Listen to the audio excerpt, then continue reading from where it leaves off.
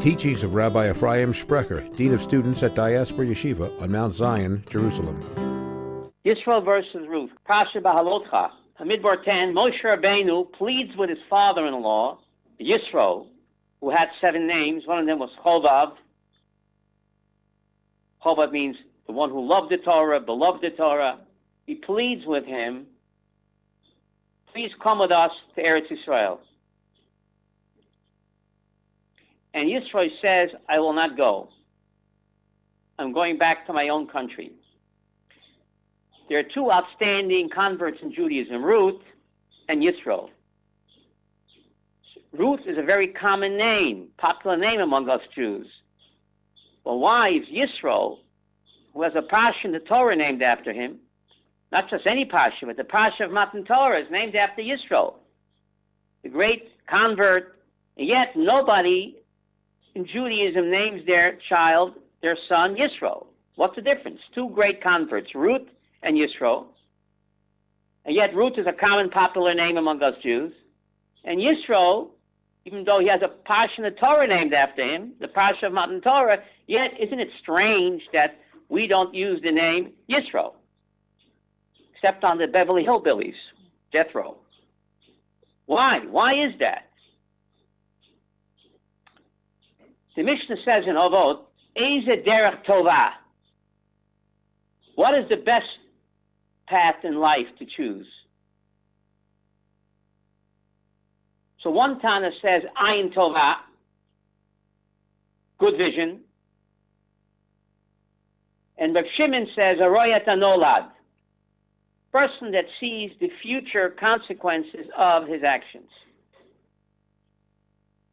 So is there a machloket between these Tanoim? What's the best road to choose in life? One Tana says, Ayin tova, a good eye, and the other one says, the one who sees the future, in other words, he'll contemplate what will come out of his behavior. There's no coincidence that Parshas of the Meraglim follows the Parsha of Beha'alotecha. In Beha'alotecha, Moshe pleads with his father-in-law, please come with us to Eretz Yisrael. And Yisro says, no, I'm going back to my country, to my family. I can be a good Jew in Chutz La'aretz as well. The Meraglim were looking at Yisro. He's this great man. He has a Parsha in the Torah named after him. And yet he says you can be a good Jew even in Chutz La'aretz. So the Meraglim figured, hey, if Yisro, the great convert who has a Parsha in the Torah named after him, he says you can be a good, observant Jew outside of Israel. So what about us who said we have to go to Israel? We can remain in the Midbar with all the gifts that Hashem gives us and be a good Jew as well. Yisro didn't foresee the future action, didn't foresee the consequences of his action. This is the Kesher, the Parsha, the Meraglim that follows right over here. The Meraglim saw the great Yisro, no Aliyah, so why should we make Aliyah? You can be frum in Chutz La'aretz as well. He did not foresee the consequences of his action.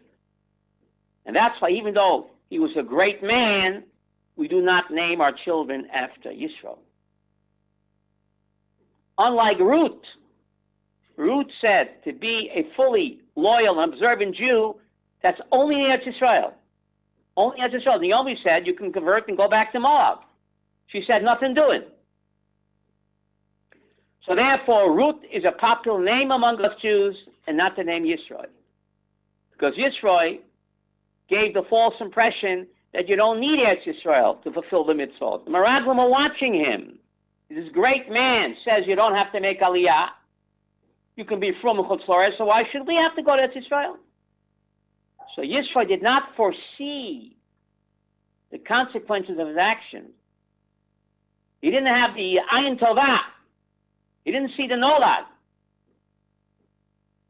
And therefore, we do not name our kids after Yisro, despite having the Torah Parsha named after him. To get an Ayin Tovah in Eretz Yisrael, the message is to have an ayin tova in Eretz Yisrael.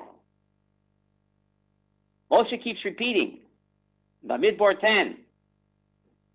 When it comes to Eretz Yisrael, he says, Bamidbar 10, please come with us, and the good that Hashem will do good for us, He'll do good for you. The Moshe uses the word good 3 times in the pasuk about Eretz Yisrael. V'hoya kitelech imanu, if you come with us to Eretz Yisrael, v'hoya hatov ahu, it'll be that good. Asher yetiv Hashem imanu, that God will do good for us. Heitav nolach will also do good for you.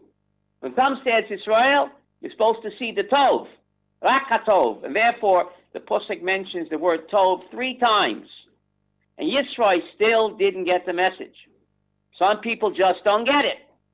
He says, no, I'm going back to my own country, and I can be a loyal Jew, even the Chutz La'aretz as well. And the Meraglim saw that, and that put an idea in their head, and therefore they came up with this plan, why go to Israel? We can remain in the Midbar, with the Anani HaKavod, the Man, the Be'er Shal Miriam, all the gifts that Hashem gives us. Who needs Eretz Yisrael? The great Yisro said you could be an observant, loyal, from Jew in Chutz La'aretz, then why do we have to be better than him? So therefore the Parsha of Yisro, Parsha Beha'alotecha, is followed immediately by the Parsha of Meraglim. Despite his greatness, he did not foresee the future. You're a great man, Yisro. People are looking at you. You're supposed to be the role model. Where are you? Moshe pleads with him, you'll be eyes for us. Come with us in the Midbar, so you'll be our eyes. What do you mean you'll be our eyes? Does Moshe need a Midianite scout? What do you mean to be our eyes? We didn't need Yisro to guide. We had the best GPS in the world. Follow that cloud, the Anani HaKavod. When the cloud moved, we moved. When the cloud rested, we rested. What does Moshe plead with Yisro? Please, you'll be our eyes in the desert. We don't need a Midianite scout, a tour guide. The answer is, you be our eyes, says Rashi. One explanation is, whatever is hidden from our eyes, you will reveal it to us. Sometimes it takes an outsider to see more clearly. The Jewish people were too close to the miracles. The Gemara says, Ein bal nes makir et niso. The Jews took the great miracles of the Midbar, the Man, the Be'er Shal Miriam, the Anani HaKavod, took it for granted. Moshe pleads, Yisro, you're an outsider. You'll be able to point out to us and enlighten us to appreciate the miracles that Hashem does for us. You'll be our eyes, because you are not an insider, you're an outsider. They say a guest for a while can see a mile. Therefore, Dafka Yisro, you can point out to us and enlighten us to appreciate God's miracles and not to take it for granted. Another explanation, you'll be our eyes. We will love you like we love our eyes. Because the most repeated mitzvah in the Torah is a haftam et hager. The most repeated mitzvah in the Torah is buy one, get 36, to love a ger. We will love you like we love the apple of our eye, says Rashi. We don't need a scout, a Midianite travel guide, no. But by staying with us, you will give us the opportunity to be Mekayim 36 mitzvot, v'haftam et hager. We will love you like we love the apple of our eye. So don't deprive us of that mitzvah. That's what Moshe Rabbeinu was saying. Another reason why Moshe pleaded with Yisro to come along, we were forced into accepting the Torah. It was a shotgun wedding. Yisro came voluntarily. So Moshe says the message of Yisro is to teach not to be a Jew only because you're born into it, but to be a Jew by choice. Yisro, the Ger Tzedek. He showed us, don't be satisfied by being born into Judaism. Appreciate Judaism to be a Jew by choice. That's why Moshe pleaded with Yisro, please don't leave us, because you can open our eyes to appreciate the beauty of Torah by choice and not by being forced into it as we were. And therefore Moshe pleaded with Yisro to please come along and enlighten us. Then the Torah speaks about the ark, the holy ark that led the way in the Midbar. The Jews follow that ark. Follow that ark. The ark went in front of them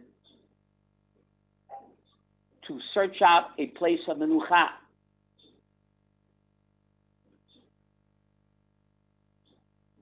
Today we don't have the holy ark. We know the Torah is forever. There's no traveling ark today.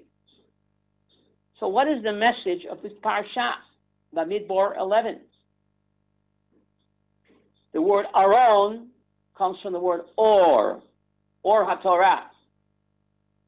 The message is on the long and winding road of life, our journey through life.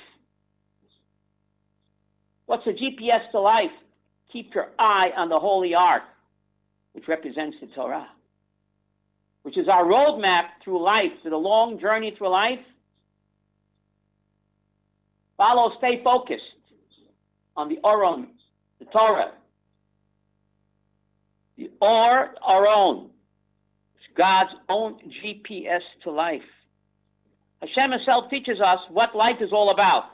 Hashem created a GPS system to navigate life's long and winding road. And that's the Torah, represented by what? By the traveling ark. All of us are traveling on the highway of life. And there are many pitfalls, many disappointments, much grief and heartache. But it's all part of the plan. The great planner, even though we're not privy to it, but the great planner has a plan. Things are always going according to plan. Not our plan, but his plan. So keep your eye focused on the prize, and the prize is the Aron, which represents the Holy Torah. Despite all the suffering and service in life, we have to stay focused on the Torah. So when the ark traveled, Moshe said, "Arise, Hashem, may your enemies scatter in front of you." Who's God's enemies?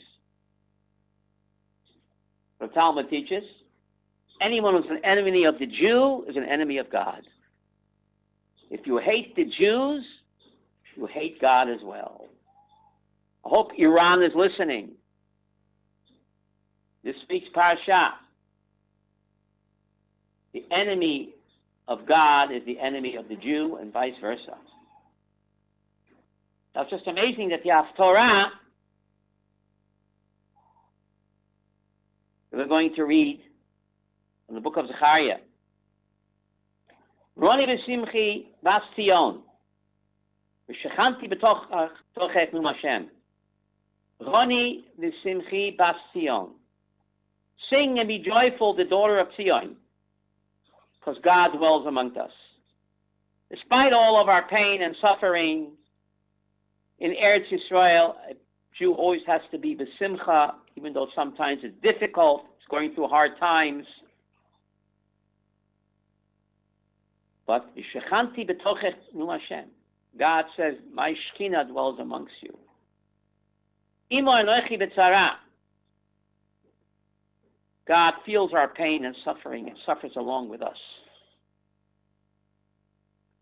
This is the theme of the Torah, to love Eretz Yisrael, be happy in Eretz Yisrael,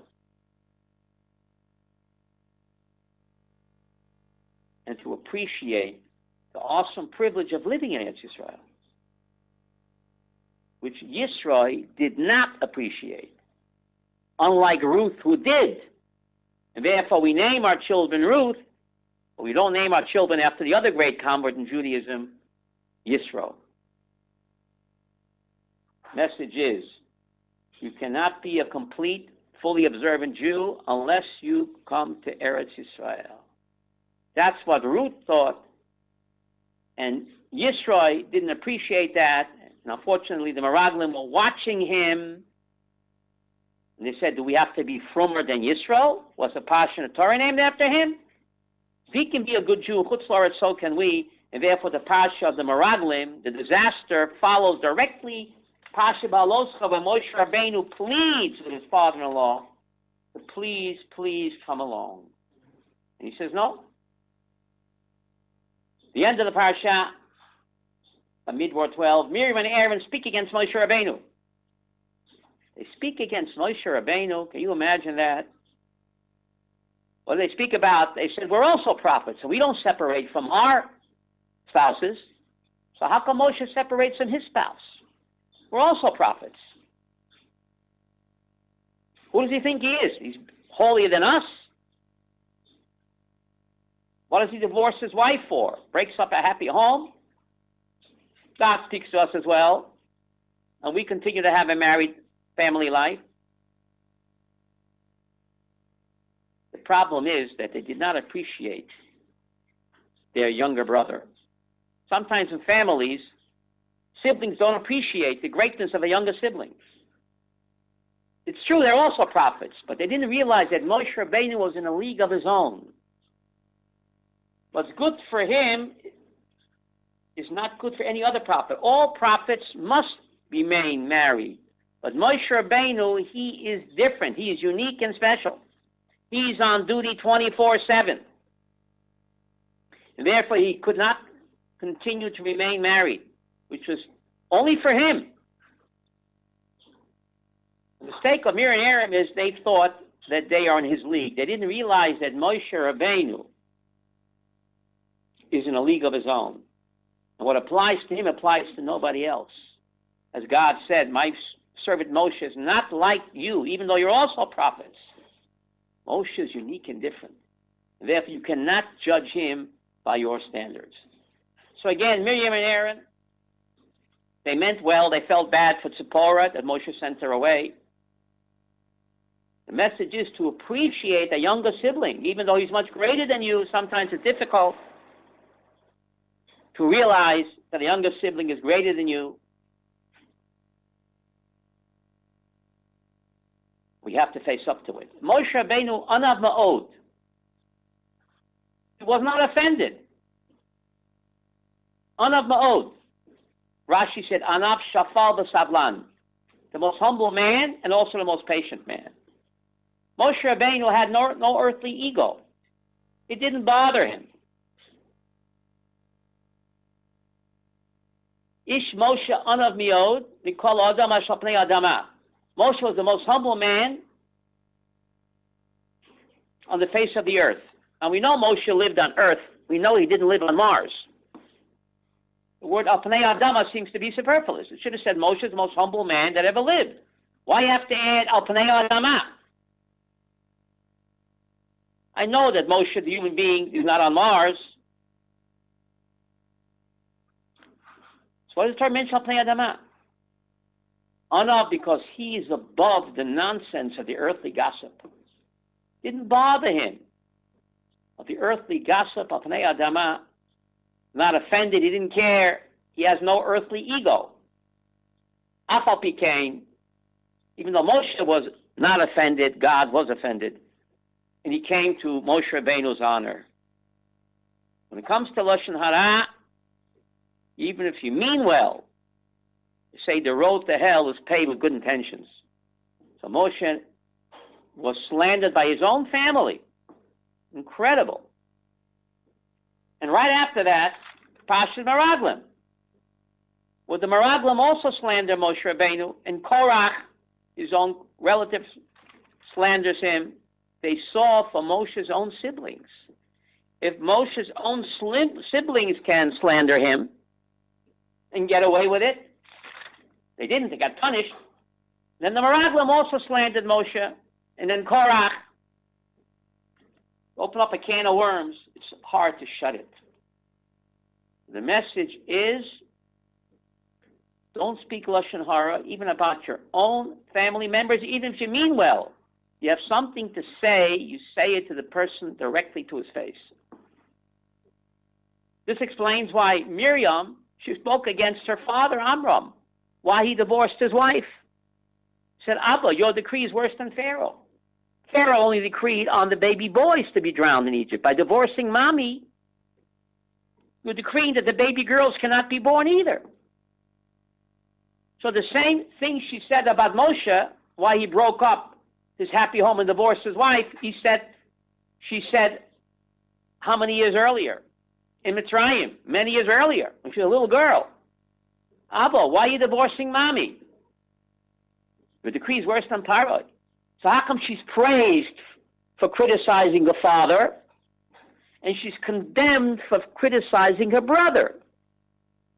The same criticism. How dare you break up a happy home, Abba? Moses, how dare you break up a happy home? By divorcing your wife? Abba, you divorced mommy.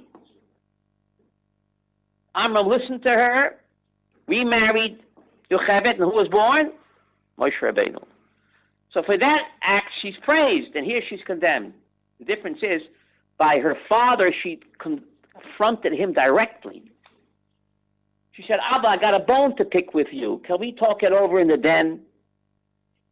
So she spoke to him directly. No one else was involved. That's fine. Lashon Hara is when you go behind someone's back, even your own brother. Instead of going to Moshe Rabbeinu with her complaint, she went behind his back and she spoke to Aaron. The difference is, by her father, she confronted him directly. And here, she went behind his back to speak about him to her brother, even though she meant well. And that's the difference. You have something to say to somebody, even your own parent, you confront them directly. 4 eyes. But don't go behind someone's back, even a family member. And that was the mistake of what? Of Miriam. Why she's praised for confronting and criticizing her father. There she's praised, and here she's condemned for the same criticism of her brother. The difference is, by her father, she spoke to him alone directly, and here, with Moshe, she went behind his back and spoke to her brother. So the message is,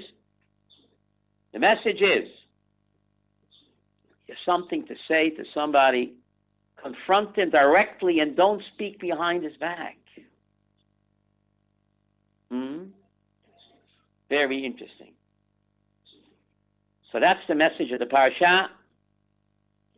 And the Kodesh Baruch Hu punishes them. The text says that Miriam became a leper. The Talmud in Shabbat says that Aaron also became a leper. We're in Shabbos 93. It says that Aaron also became a leper, because the text says in Bamidbar 12, Miriam became a leper, and Aaron turned to Miriam. I mean, Aaron turned to Miriam, and she's a leper. So Talmud learns that Aaron also turned into a leper. That's not in the written Torah, that's in the oral Torah. The oral Torah says that Miriam became a leperess. But the tractate Shabbos 97 teaches us, when the extra word in Bamidbar 12, 9, Miriam became a leper, and says Aaron turned to Miriam, and she became leprous. What's the extra word? He turned. He also turned into a leper. He was also punished. That's in the oral Torah. He was cured first because he was not the instigator. Miriam was the instigator, so she remained leprous longer. He was cured immediately because he was just a follower. He was not the instigator of the incident. But he was also punished. The message is that HaKadosh Baruch Hu is an equal opportunity employer and equal opportunity reward and punishment. Whether you're male or female, Hashem conducts himself with every person exactly the way he deserves, midah keneged midah. Thank you and good afternoon. For more of Rabbi Sprecher's teachings, visit rabbisprecher.com.